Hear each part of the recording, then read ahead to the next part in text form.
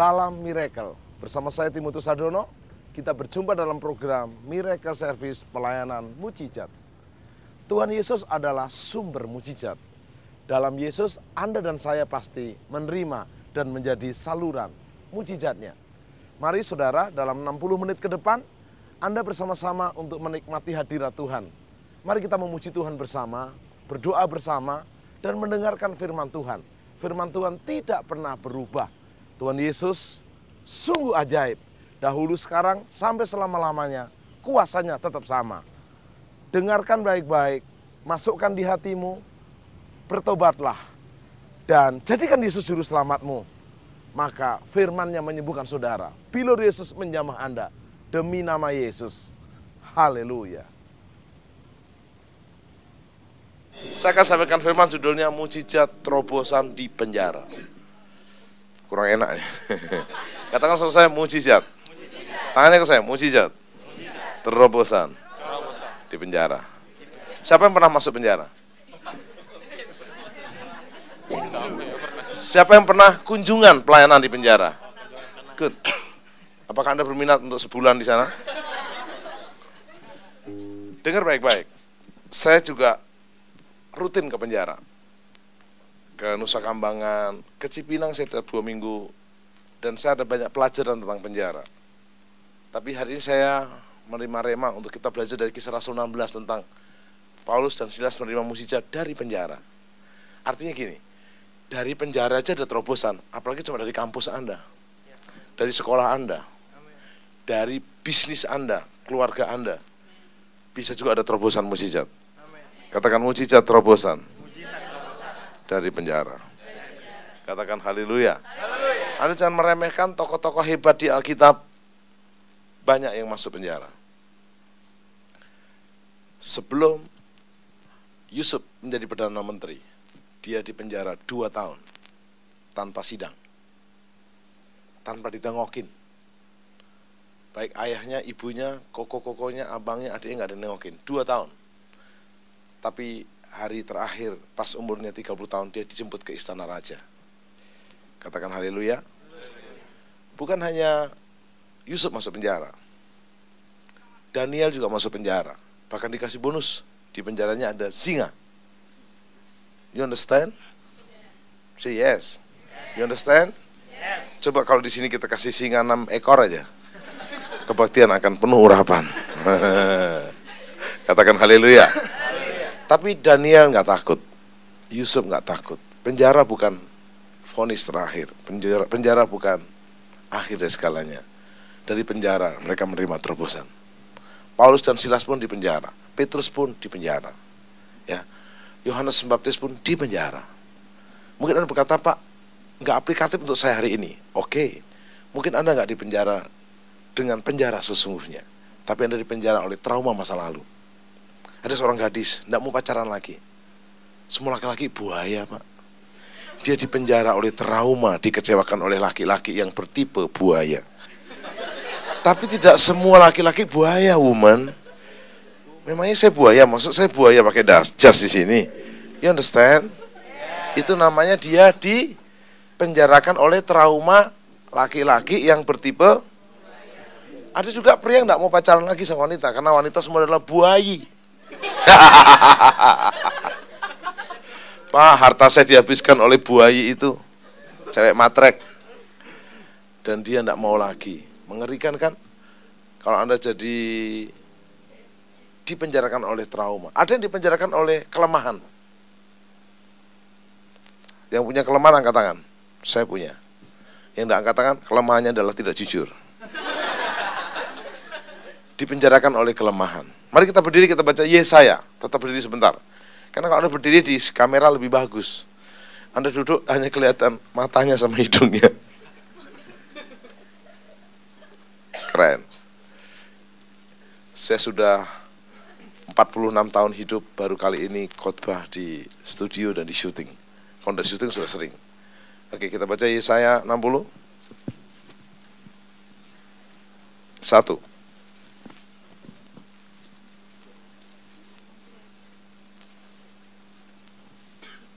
Maksud saya Yesaya 61 ayat 1. Tahun rahmat Tuhan. Masih berdiri, musik siap. Kiara Papa Syandar. Roh Tuhan Allah ada padaku. Ini nubuatan Yesaya untuk Yesus. Nubuatan ini ditulis 700 tahun sebelum Yesus lahir. Katakan keren. Alkitab itu mampu menubuatkan ratusan tahun yang akan datang. Yusuf, waktu dia masih imut-imut, ya kira-kira seperti saya hari ini. Sweet 17, 17 tahun. Yusuf diberi dream, mimpi menjadi Perdana Menteri. Siapa di sini umurnya 17 tahun? Gak percaya kamu 27 sudah. Oh 23, bagus. Ya 13 deh. 13 ya. Oke, yang 17 siapa? Saya pengen tahu. Gak ada. Ada 17. Sini deh. Bagi Tuhan tak ada yang mustahil. Biar Anda bisa membayangkan. Yakin 17. Kayaknya agak boros ini mukanya. 17. Bisa periksa KTP? Enggak. Percaya. Tenang. Saya mau buktikan kepada dia. 17 atau 15? Oke. Coba saya tanya. Nama lengkapnya siapa? Agung siapa? Agung banyak. Ada apa? Hah? Agung Prasetya, ada Petrus Agung. Kamu Agung siapa? Agung Sahul. Sahul. Menghalangi kamera. Blocking. Ya, lupa. Oke. Kelas berapa, Agung? Naik kelas 3 SMA. Good. Kalau besar mau jadi apa? Ini yang menentukan. Jadi orang sukses deh. Orang sukses. Banyak. Sukses sebagai mafia, koruptor, predator. Harus jelas sukses apa? Sukses jadi penjahat. Jadi orang benar. Orang benar. Lebih spesifik. Orang sukses, orang benar yang seperti apa? Jadi orang benar. Jadi orang benar. Jelas orang benar itu apa? Misalnya pilot, dokter, presiden, menteri. You understand? Yes. Oke. Enggak salah, nggak apa-apa. Ngomong aja. Atau ada yang ditaksir di sini? Tenang aja, nggak ada. Apalagi nggak ada. Yang pasti jangan naksir dia ya, udah lewat. Udah lewat umurnya. Apa? Mau jadi apa? Oh. Jadi pengusaha. Pengusaha apa? Jelas dong, Carmen. Anda kurang detail. Usaha. Kayu, kulkas. Diam kamu. Ini mah ditanya. Iya, oke. Kira-kira usaha apa? Belum dipikirin. Oke. Dia akan menjadi pengusaha sukses benar dengan bidang usaha belum dipikirin. Oke. Lihat, muka masih imut gini. Dikasih dream menjadi Perdana Menteri. Siapa yang percaya? Tampang tidak meyakinkan. Jawaban pun kurang meyakinkan. Tapi dengar, kalau Roh Allah ada padamu, salaman sama saya. Tuhan menyertaimu. Waktu saya umur 17 tahun seperti dia, saya pekerjaannya tukang ngepel gereja. Saya tidak pernah dikenal. Saya bagian belakang, ngepel gereja selama 8 tahun. You understand? Bukan office boy. Office boy itu memang pegawai dan digaji. Saya itu sukarela. Saya nggak bisa lain kecuali ngepel gereja. Tapi hari ini Tuhan bawa saya keliling dunia. You understand? Jadi saya tantang Anda. Penjara masa lalu. Penjara nggak diperhatikan orang. Penjara trauma. Penjara kegagalan. Penjara kelemahan. Hari ini ada breakthrough terobosan. Mujizat terjadi. Thank you. Tepuk tangan. Silakan duduk. Yesaya pasal 61 ayat 1, Roh Tuhan Allah ada padaku. Oleh karena Tuhan telah mengurapi aku. Ia telah mengutus aku untuk menyampaikan good news. Katakan good news. Katakan kabar baik. Televisi sekarang, radio sekarang, koran sekarang, tabloid sekarang. Atau mungkin media-media elektronik, internet. Kebanyakan kabar baik atau kabar buruk. Saya punya teman wartawan, dia berkata, Pak Tim, Kalau anjing gigit manusia itu bukan berita, tapi kalau manusia gigit anjing itu berberita. Kabar buruk itu berita, serius. Kalau ada TKI yang pulang dari Arab Saudi terus pulang sukses, bisa bangun rumah, punya usaha, enggak masuk TV, enggak jadi berita. Tapi kalau ada TKI yang digantung gitu, heboh berita, serius saudara. Kalau ada mungkin pendeta sukses, enggak jadi berita. Pendeta jatuh, berita. Sekarang ini kabar buruk di mana-mana. Tapi Yesus memberi kepada kita good news. Katakan kabar baik. Saya senang sekali membaca ayat ini, ayat yang ke-1. Ia telah mengutus aku untuk menyampaikan good news, kabar baik kepada orang-orang yang sengsara. Beritahu sebelah kiri kanan, ada kabar baik untuk engkau. Ada kabar baik untuk kita. Katakan haleluya. Dan merawat orang-orang yang remuk hati. Hatinya remuk. Musik. Hatiku hancur mengenang, berkeping-keping jadinya. Bayangkan, sudah hancur berkeping-keping. Kini air mata, gak bisa ya? Jatuh bercucuran, belum lahir kamu. Tiada lagi harapan. Kini hancur berderai. Yesus akan merawat orang yang remuk-remuk hati. Katakan haleluya. Dia ada kabar baik untuk orang sengsara. Dia ada kabar baik untuk orang remuk hati. Katakan yes. Yesaya 61 ayat yang ke-1. Untuk memberitakan pembebasan kepada orang-orang tawanan, kepada orang-orang yang terkurung, kelepasan dari penjara. Keren kan? Buat yang sedang di penjara, yang di penjara benerankah? Mungkin divonis sekian lama kah? Atau penjara yang tidak sebenarnya sesungguhnya, penjara trauma masa lalu. Bisa nggak? Nggak mau kerja di mana-mana, percuma. Setiap kerja di PHK, berarti kamu tidak cocok jadi karyawan, buat usaha sendiri aja. Katakan yes. Ada pria yang nggak menikah karena cintanya ditolak. Sudah 6 kali menyatakan cinta kepada wanita yang berbeda, ditolak terus. Saya beritahu, habis ini nyatakan lagi ke orang ke-7. Siapa tahu diterima. Kok enggak amin? Tapi harus sudah bekerja, harus seiman. Jangan sembarang orang nanti saya keluar dari gedung ini, siapa saja yang nabrak saya nikahi. Nenek-nenek atau kakek-kakek. You understand? Ada kabar baik untuk orang yang sengsara.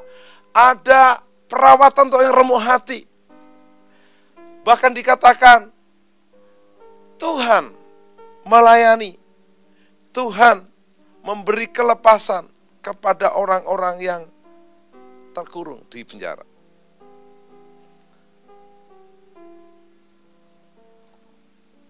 Mari kita review sedikit hidup kita. Apa yang sedang memenjarakan pribadi Anda? Saya mulai dengan penjara tubuh. Ada orang berkata begini, Pak, mama saya diabetes, koko saya, cicit saya, semua diabetes. Pasti saya ini akan juga diabetes. Betul nggak? Salah. Katakan, saya bebas dari diabetes. Itu kutuk untuk tubuh kita. Ada berkata, kakek nenek saya darah tinggi, papa mama saya darah tinggi, abang saya semua darah tinggi, adik saya darah tinggi, kan dia tinggal di tebing tinggi. Gak ada hubungannya. Saya pasti juga darah tinggi. Tidak. Itu penjara kutuk untuk tubuh kita. Katakan, saya bisa sehat. Katakan haleluya. Penjara jiwa lebih parah lagi. Serius. Karena jiwamu terpenjara. Jiwamu terkurung. Harusnya dia cerdas. Tapi dia berkata, kata mama saya goblok. Kasar anak goblok. Goblok. Jadi terpelatir goblok. Maka tidak kamu seperti orang goblok. Ngapain belajar toh saya goblok. Ngapain sekolah toh saya goblok. Lama-lama jadi orang goblok. Bilang kiri kanan, jangan seperti dia. Katakan haleluya. Dia yang goblok tadi. Di sini nggak ada, katakan haleluya. Penjara yang memenjarakan, jiwa Anda, baik pikiranmu, perasaanmu, kehendakmu, dipenjarakan. Maaf nih, hidup tapi nggak semangat. Kenapa kamu kuliah? Ya udah lulus SMA sih. Bayangkan ditanya, kamu kalau besar jadi apa? Jadi orang sukses. Seperti apa? Orang benar. Kenapa sih ngomong langsung? Saya jadi pengusaha mobil, otomotif. Saya mau jadi presiden. Kayak Obama misalnya ngomong. Harus lebih berani, you understand? Saya waktu kecil, lulus SMP, saya berkata, saya mau jadi pendeta, titik. Begitu lulus SMA, bapak saya bilang, nggak boleh. Pendeta nggak ada masa depan. Saya nurut sama orang tua, kenapa? Adik saya 3, saya harus menyekolahkan adik saya. Setelah 3 adik saya sekolah, saya kerja di Departemen Keuangan 5 tahun, pegawai negeri. Adik saya 3 saya sekolahkan, 2 jadi pendeta. Saya hanya 2 pilihan. Saya menikah waktu itu, tahun 89. Atau saya sekolah pendeta. Saya pilih menunda pernikahan. Toh pasti model kayak segini pasti laku. Jadi yang belum menikah, bilang gini, saya bukan tidak laku. Saya tipe pria wanita jual mahal. Tepuk tangan dong yang mahal-mahal. Jangan di sana sini obral. Siapakah yang mau sama saya? Memalukan. You understand? Katakan haleluya. Penjara yang memenjarakan jiwa Anda. Gak ada semangat. Gak ada gairah. Penjara yang memenjarakan itu berupa kegagalan. Yang pernah gagal angkat tangan. Yang tidak angkat tangan gagal untuk angkat tangan. Yang pernah gagal angkat tangan. Normal. Anda gagal itu normal. Tapi Anda menyerah dari kegagalanmu itu kebodohan. Kasih tahu sekalian, jangan menyerah. Ku tak akan menyerah. Pun juga sebelum ku coba semua yang ku bisa, tetapi ku berserah. Yuk musik full. Kepada kehendakmu, hatiku percaya Tuhan punya rencana. Lambaikan tangan saudara, ku tak akan. Ku tak akan pada apapun juga sebelum ku coba, tetapi ku berserah kepada kehendak. Hatiku percaya Tuhan punya hatiku percaya, hatiku percaya. Tepuk tangan yang dahsyat. Haleluya. Katakan bahwa penjara itu bisa memenjarakan tubuh Anda, kutuk penyakit, jiwa Anda, pikiran, perasaan, kehendak Anda, dan roh Anda. Yang terakhir mengerikan, roh, spirit. Anda berkata, saya ini bukan keturunan pendeta. It's okay. Tuhan tidak pilih pendeta atau bukan pendeta. Saya ini dari sono memang sulit untuk dekat sama Tuhan. Salah. Setiap Anda dikasih Tuhan. Tadi saya waktu berangkat, 2 anak saya masih tidur. Saya tidak pernah berangkat tanpa memberikan ciuman kepada 2 anak saya. Anak saya pertama umur 11 tahun, kedua 9 tahun. Dan saya berkata, Joseph, I love you. Papi pergi dulu ya khotbah. Iya tapi dia tidur lagi. Anak yang kedua itu Joanne, I love you. Papi pergi dulu. Oh, oke papi. Saya setiap hari meluap-luap menyatakan cinta enggak habis-habisnya kau dua anak saya. Lalu saya sementara turun dari rumah, saya ingat begini. Timotius, kamu tahu enggak?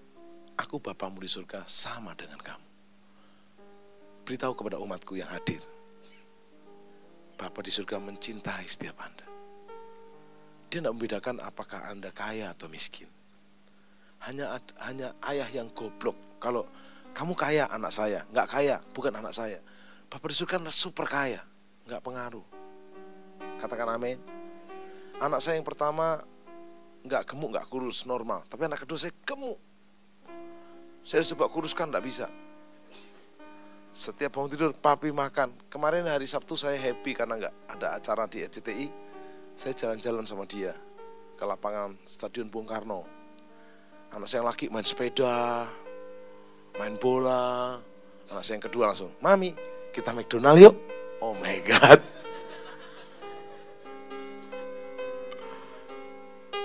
Tapi saya tetap mencintai dia. You understand? Dan saya beritahu, Bapa di surga mencintai setiap Anda. Dia mau membuat terobosan mukjizat dari penjara Anda. Katakan sama saya hari ini, semua penjara, penjara jiwa, penjara tubuh, penjara roh yang memenjarakan saya hari ini terbuka. Saya bebas terbang. Tepuk tangan yang dahsyat. Tepuk tangannya masih terpenjara. Mari kita baca Kisah Rasul pasal 16. Jesus.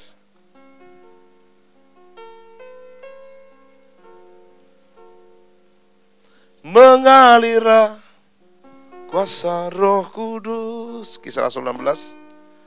Mengalirlah di tempat ini.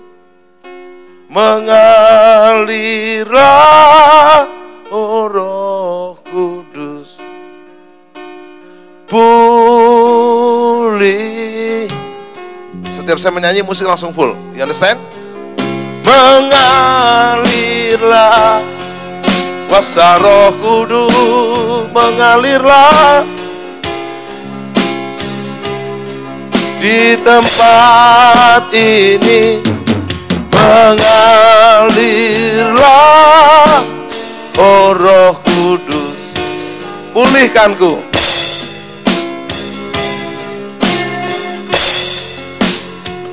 Paulus dan Silas di penjara beneran. Kita lihat, ini penjara beneran.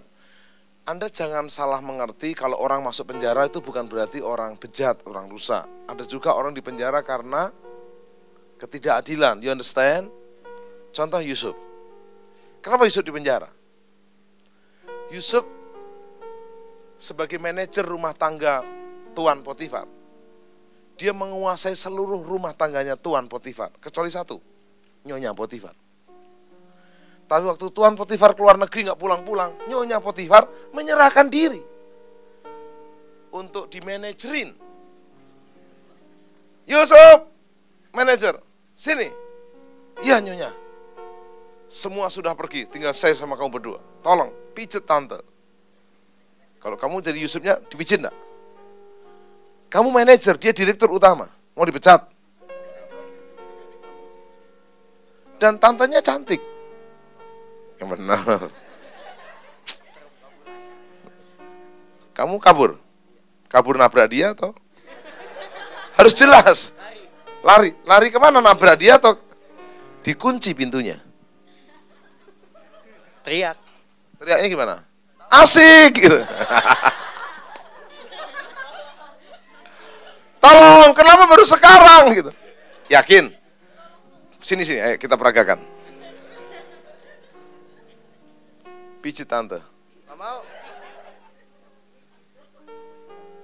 Maunya apa? Alkitab berkata, sampai tante Potifar menarik bajunya Yusuf. Udah begini. Kok kamu semangat? Apa yang kamu lakukan? Terus? Bagus, thank you. Ini contoh yang baik, tepuk tangan dong. Tidak ada laki-laki yang tahan digoda sampai tingkat bajunya dilepas. Kalau enggak kabur. Katakan sama saya, kabur. Jadi anak-anak muda yang pikirannya ngeres-ngeres, sedang di kamar, ada godaan untuk onani, kabur dari kamar, lari ke lapangan sepak bola, puter-puter.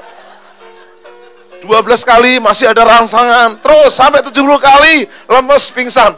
Berhenti mikir onani. No. Katakan sama saya, kabur. Kalau kau pria dikejar-kejar oleh wanita dan kau nggak tahan, kabur. Jangan, enggak apa-apa. Saya bahasa roh. Lama-lama, la. Pasukan. Siapnya kurang waktu. Pasukan. Dijamin enggak ada ngantuk kan? Kameramen, kamerawoman, enggak ada ngantuk? Enggak ada, bagus. Katakan haleluya. Paulus dan Silas dimasukkan penjara. Habis khotbah, Anda tahu tadi saya mau khotbah ditawari oleh Pak pengurus. Bapak mau minum apa? Keren kan? Saya bilang, ya saya enggak mau bir, saya bilang. Kalau saya minum bir enggak diundang khotbah lagi. Saya mau teh tawar. Keren kan? Habis khotbah ditawari minum apa? Ya toh? Apalagi kalau keluar negeri atau keluar kota, mau hotelnya di mana? Tapi ini enggak. Bapak habis khotbah mau penjara di mana? Mengerikan enggak, saudara? Merinding saya. Paulus dan Silas setelah khotbah, dia diseret, dilempar ke penjara dan di ruang dalam. Kaki tangannya dibelenggu. Halo? Ini bukan beban yang ringan. Pertama, nama baik. Timotius Hardono dipenjarakan. Enak kan sudah? Karir sudah runtuh. Kedua, apa kata keluarga? Ketiga, penderitaan fisik, mental. Ketika aku berbeban berat, ku datang kepada Yesus. Dia berikan damai dan sukacita, sejahtera dalam hatiku.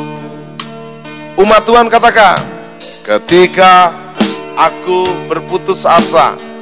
Saudara di rumah nyanyikan ini. Waktu Anda menyanyi, Anda punya kekuatan iman. Datanglah kepada Yesus. Dia berikan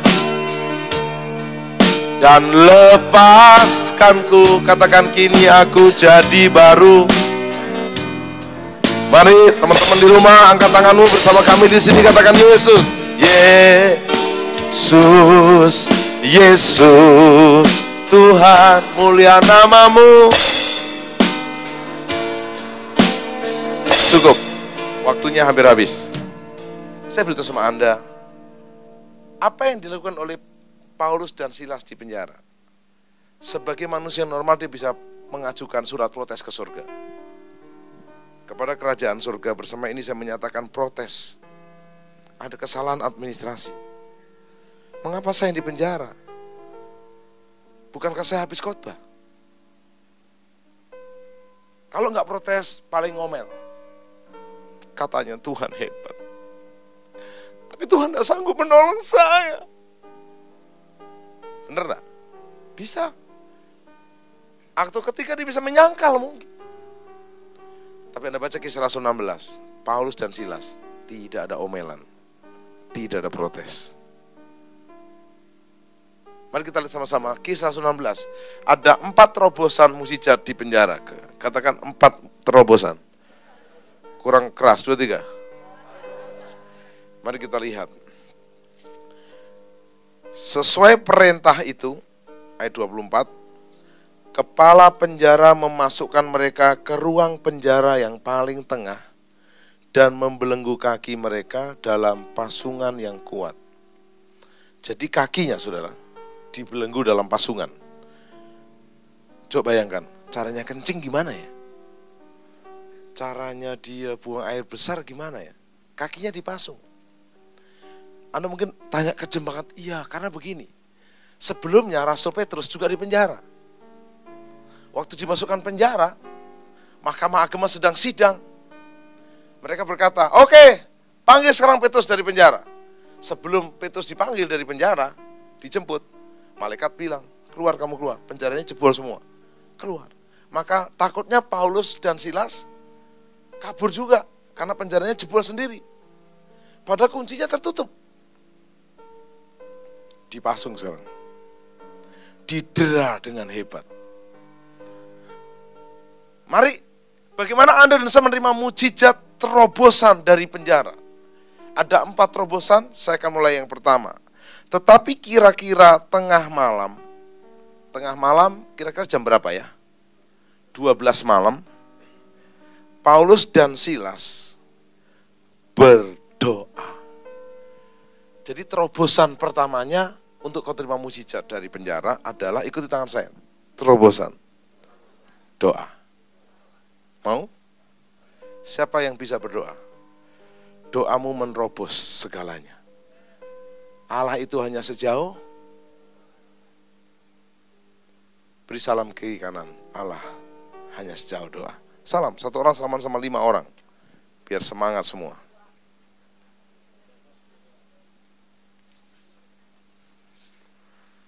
Katakan haleluya. Doanya bukan doa gini, Tuhan, mengapa aku di sini? Bukan, Tuhan, aku bangga, kau Allah yang hebat. Pasti kau punya rencana yang spesial melalui penjara ini. Katakan bersama saya haleluya. Saya akan buktikan nanti apa rencana hebatnya di penjara. Jadi kalau Anda ngalami yang buruk, ngalami yang gak baik, bersyukur aja. Terobosannya doa. Katakan haleluya. Katakan haleluya. Anda jangan lakukan yang aneh-aneh. Terobosannya doa aja. Doa tidak henti-hentinya. Waktu saya tidak diizinkan menikah dan tidak mungkin bisa menikah, saya setiap hari selama 5 tahun doanya cuma satu, menikah. Menikah dengan orang yang saya dapat Tuhan. Dalam hati saya, kalau sampai tidak menikah dengan orang ini, surga akan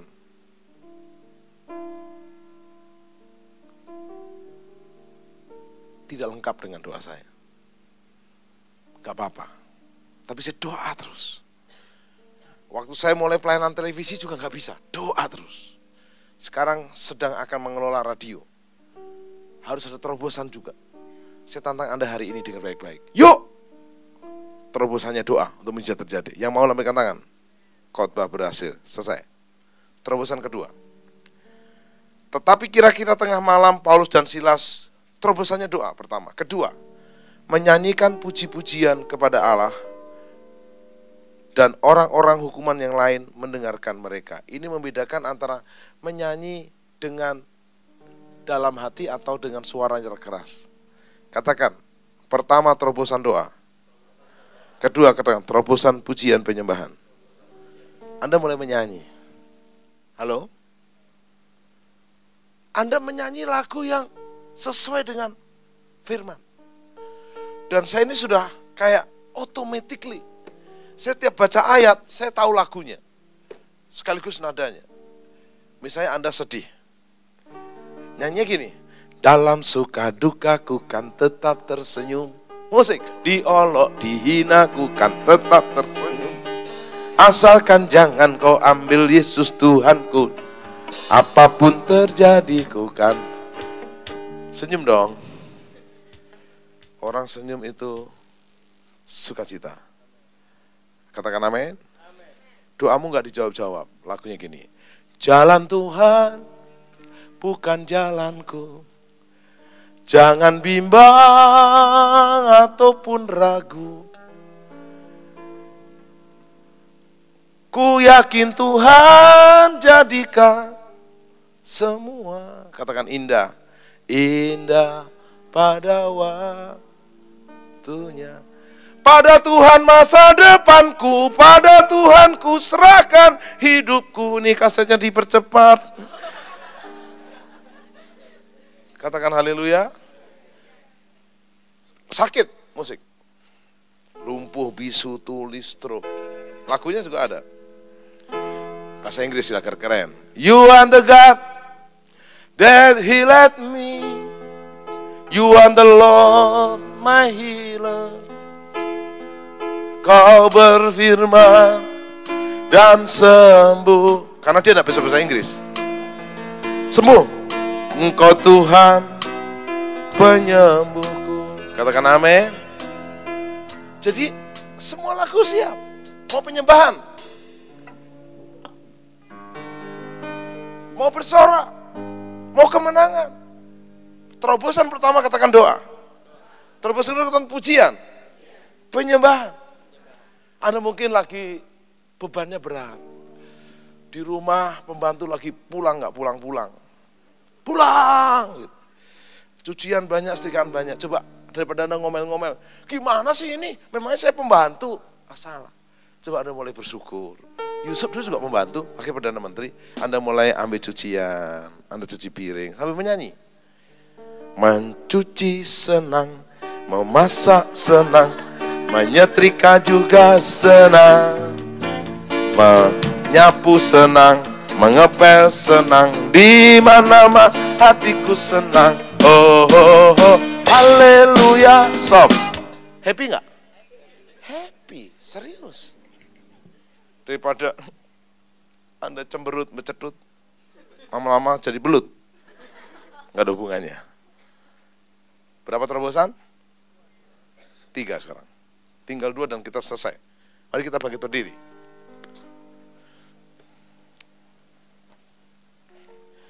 Akan tetapi ayat 26, terjadilah gempa yang hebat. Ini bukan terobosan. Ini double terobosan. Ada ledakan. Sehingga sendi-sendi penjara itu goyah, sendinya goyah. Dan seketika itu juga terbukalah semua pintu, keren. Dan terlepaslah belenggu-belenggu mereka semua. Katakan haleluya. Anda akan mengalami namanya freedom, kebebasan. Ketika kepala penjara itu terjaga dari tidurnya dan melihat pintu-pintu penjara terbuka, ia menghunus pedangnya, hendak membunuh diri, karena ia menyangka bahwa orang-orang hukuman itu telah melarikan diri. Tetapi Paulus berseru, jangan celakakan dirimu, sebab kami semua masih ada di sini. Keren enggak, saudara? Kepala penjara itu menyuruh membawa suluh, lalu berlari masuk dengan gemetar. Tersungkurlah di depan Paulus dan Silas. Dan dahsyat apa perkataan kepala penjara. Apa yang harus saya lakukan supaya selamat? Bertobatlah. Bertobatlah. Malam itu kepala penjara bertobat. Dan seisi rumahnya. Katakan dahsyat. Saya tanya, kalau nunggu kepala penjara datang di KKR, bisa nggak datang? Dia kan di penjara terus.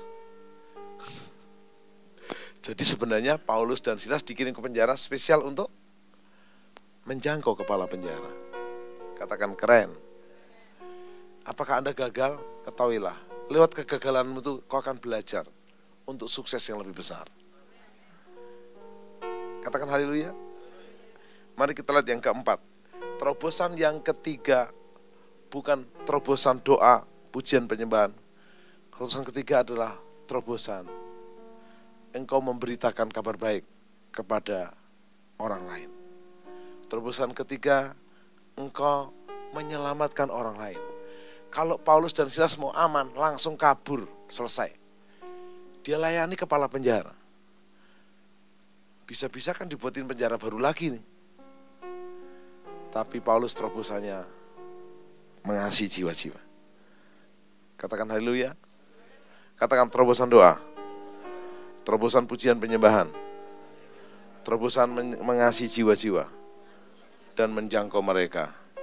Yang keempat terakhir. Setelah hari siang, para pembesar kota menyuruh penjahat-penjahat kota pergi. Kepala penjara dengan pesan, lepaskanlah kedua orang itu. Kepala penjara meneruskan pesan itu kepada Paulus. Katanya, pergilah dengan selamat. Tetapi Paulus berkata kepada orang itu, tanpa diadili mereka telah mendera kami, warga negara Roma, di muka umum, lalu melemparkan kami ke dalam penjara. Sekarang mereka mau mengeluarkan kami dengan diam-diam. Tidak mungkin demikian. Bila mereka datang sendiri dan bawa kami keluar. Pejabat-pejabat itu menyampaikan perkataan itu kepada mereka. Ketika mereka mendengar bahwa dia adalah orang Rom, takutlah mereka. Mereka datang minta maaf, membawa kedua rasul itu keluar dan memohon supaya mereka meninggalkan kota itu. Lalu mereka meninggalkan penjara dan pergi ke rumah Lydia. Setelah bertemu dengan saudara-saudaranya, menghiburlah mereka berangkat ke kedua rasul itu. Yang keempat, terobosan.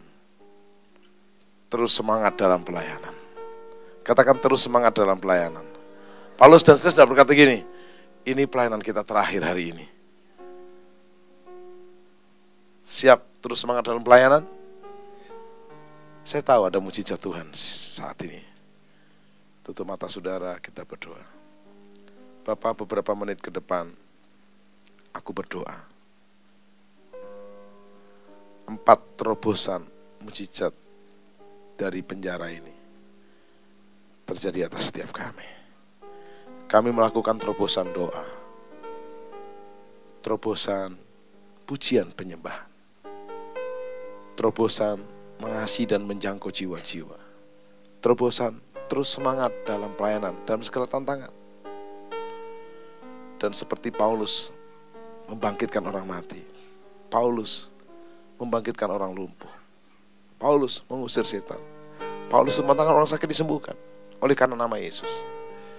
Hari ini juga hari mujizat terjadi. Hadirlah di sini Tuhan. Hadirlah, hadirlah. Yesus jamah segenap hidupku dan beri damai di hatiku. Semua telah berubah dan aku tahu Yesus jamah ku jadi sembuh. Ku jadi sembuh.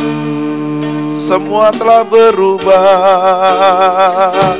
Semua telah berubah dan aku tahu Yesus jamah ku jadi sembuh. Semua telah berubah. Semua telah berubah dan aku tahu Yesus jamah ku jadi sembuh. Shandaralama shandaralama. Mari angkat suaramu menyembah. Engkau pulihkanku. Paulus dan Silas di penjara saja bisa menyembah, apalagi kita di sini. Angkat suaramu. Engkau memulihkanku Tuhan. Haleluya. Shanda ya labo shanda. Haleluya.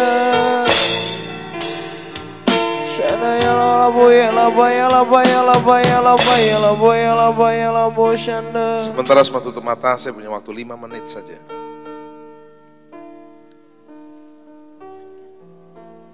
Ada beberapa di antara saudara sedang mengalami sakit di bagian tubuh saudara. Apakah kau tua, kau muda, laki atau perempuan? Tuhan Yesus dan Bapa di surga mengasihi spesial setiap Anda. Sebelum saya mengakhiri untuk doa penutup firman Tuhan, Tuhan mau sembuhkan di antara saudara yang sedang mengalami sakit di bagian tubuhmu. Apapun sakitmu. Mungkin kata dokter tidak ada harapan. Kata dokter ini berat. Mungkin kau sempat juga bimbang dan tawar. Tapi Yesus mau engkau sembuh. Sudah memiliki sakit di bagian tubuhmu, anggota tubuhmu, dan kau rindu disembuhkan oleh Yesus. Yesus menjamahmu. Di mana engkau berdiri, kau yang sakit dan rindu disembuhkan oleh Yesus, boleh angkat tangan kanan saudara.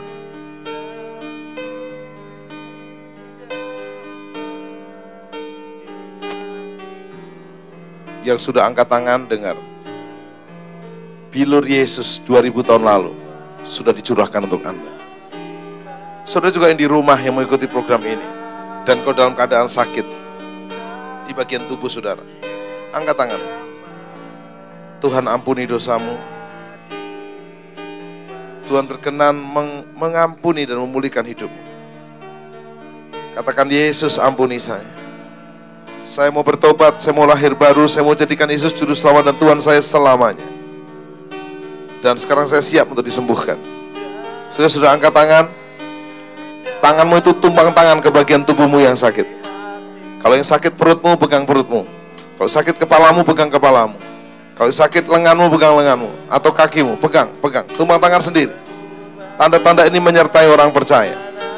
Waktu saya percaya, saudara percaya, bilur Yesus menyembuhkan Anda. Saudara di rumah juga tumpangkan tangan ke bagian tubuhmu yang sakit. Oleh bilur Yesus, be healed. In the name of Jesus, be healed. Jadilah sembuh. Sembuh. Benjolan yang menyebabkan sakit, Tuhan cabut sekarang. Semua sakit penyakit, rematik, pegal-pegal, kaku-kaku, tekanan darah tinggi, tekanan darah rendah, kanker, tumor, sakit di perut, sakit di dada, sakit dimanapun, dimana kau tumpang tangan, jadilah sembuh oleh bilur Yesus. Lawatan Allah turun, darah Yesus mengalir, sembuh demi nama Yesus. Kasih Tuhan. Saudara yang tidak sakit tubuh tapi rindu dipulihkan keluargamu, pekerjaanmu, bisnismu, usahamu, angkat kedua tangan kita ke surga. Tangan yang diangkat ke surga. Sembuhkan keluarga mereka, selamatkan seisi rumah mereka, berkati bisnis dan usaha mereka, pulihkan, sembuhkan. Mereka mengalami penjebolan, terobosan dari penjara kebangkrutan, penjara kegagalan. Keluarganya dipulihkan, bisnisnya diberkati, pekerjaannya berhasil. Hormat bagi Engkau Bapa, demi nama Yesus. Saudara di rumah juga bersyukur bersama kami di sini. Terima kasih. Tuhan Yesus luar biasa. Setelah Anda menikmati firman Tuhan dan lawatan Allah yang dahsyat, kini giliran Anda menerima mujizat Tuhan. Siapapun Anda, dimanapun Anda berada, Yesus mengasihi Anda secara pribadi. Dia telah mati di kayu salib untuk menebus dosa Anda. Seperti keselamatan kekal tersedia untuk bagi yang percaya, maka kesembuhan dan mujizat tersedia bagi yang percaya. Saat ini juga, mari bertobat dari dosa Anda. Jadikan Yesus juru selamat dan Tuhan Anda. Anda pasti diselamatkan. Mari buka hatimu, ikuti saya berdoa. Bapa Surgawi, ampuni dosa kami. Kami mau bertobat. Kami mau tinggalkan dosa dan pelanggaran kami. Kami mau jadikan Yesus juru selamat dan Tuhan kami selama-lamanya. Seisi rumah kami selamat dan juga disembuhkan. Sekarang Anda bisa menumpangkan tangan kepada bagian tubuhmu yang sakit. Jika yang sakit, dadamu, pegang dadamu dan berdoa bersama saya. Bapa di sorga, apapun penyakit kami oleh bilur Yesus, jadilah sembuh. Oleh darah Yesus, dijamah dari ujung rambutmu sampai telapak kakimu. Semua penyakitmu disembuhkan, semua kutuk dicabut. Semua hal yang buruk dicabut. Berkat turun berlimpah. Kesembuhan dan keselamatan kekal. Demi nama Yesus. Bagi Anda yang sudah disembuhkan atau Anda rindu berkonsultasi lebih lanjut, Anda ingin doa bersama kami, Anda bisa menghubungi kami di nomor-nomor dan juga email dan web di layar kaca Anda. Anda bisa menyaksikan kemuliaan Tuhan dan nama Tuhan Yesus dipermuliakan dan Anda diberkati. Sampai jumpa di Miracle Service episode yang akan datang, yang lebih dahsyat dan luar biasa bersama Tuhan Yesus Kristus.